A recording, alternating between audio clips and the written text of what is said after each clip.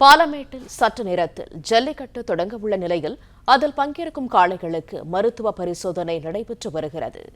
கூடுதல் தகவல்களை தருகிறார் எமது செய்தியாளர் மகேந்திரன். விவரங்கள் என்ன? புகழ்பெற்ற பாலமேடு ஜல்லிக்கட்டு போட்டி இன்னும் சற்று நேரத்தில் தொடங்க இருக்கிறது. தமிழ்நாட்டின் பல்வேறு பகுதிகளிலிருந்தும் இந்த பாலமேட்டு ஜல்லிக்கட்டு போட்டியில் பங்கேற்பதற்காக காளை உரிமையாளர்கள் தங்களது காளைகளை பாலமேட்டிற்கு அழைத்து வந்திருக்கின்றனர். பாலமேட்டு ஜல்லிக்கட்டு போட்டியில் பங்கேற்க இருக்கக்கூடிய காளைகளுக்கு மருத்துவ பரிசோதனையானது தற்பொழுது அதிகாலை முதலே தொடங்கி நடைபெற்று வருகிறது.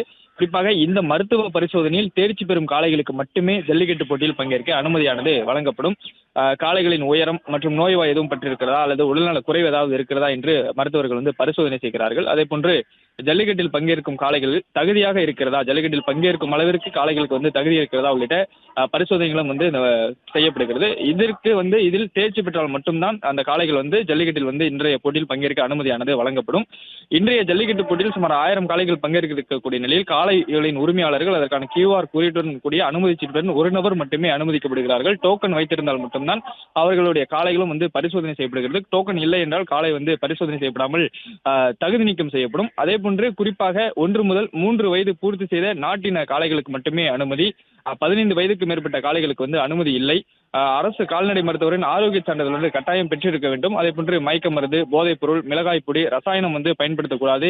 பொடியும் எதுவுமே காளை மீது தூவிருக்கக்கூடாது. இப்படி ஏதாவது செய்திருந்தால் அந்த காளை இங்கே, அதாவது மருத்துவ பரிசோதனை செய்யும் இடத்திலேயே தகுதி நீக்கம் செய்யப்பட்டு காளை திருப்பி அனுப்பப்படும்.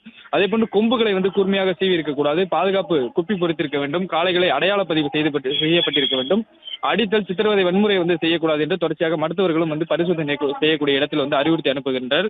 மேலும் விதிமுறையை மீறினால் காலையில் போட்டியிலிருந்து கட்டாயம் நீக்கப்படும் என்றும் மருத்துவர்கள் காலை அழைத்து வரக்கூடிய உரிமையாளர்களுக்கு அறிவுறுத்தலானது வழங்கப்படுகிறது. காலை 7 மணிக்கு பிறகாக இந்த ஜல்லிக்கட்டு போட்டி தொடங்க இருக்கக்கூடிய நிலையில் தமிழ்நாட்டின் பல்வேறு பகுதிகளிலிருந்தும் டோக்கன் முறையில் காளைகளுக்கு அனுமதியானது வழங்கப்படுகிறது. அந்த காளைகள் டோக்கன் முறையில் வைத்திருந்தால் அவர்களுக்கு காளைகளுக்கு மருத்துவ பரிசோதனை செய்து அதன் பிறகாக ஜல்லிக்கட்டு போட்டி நடைபெறக்கூடிய வாடிவாசலுக்கு காளை அனுப்பப்படுகிறது.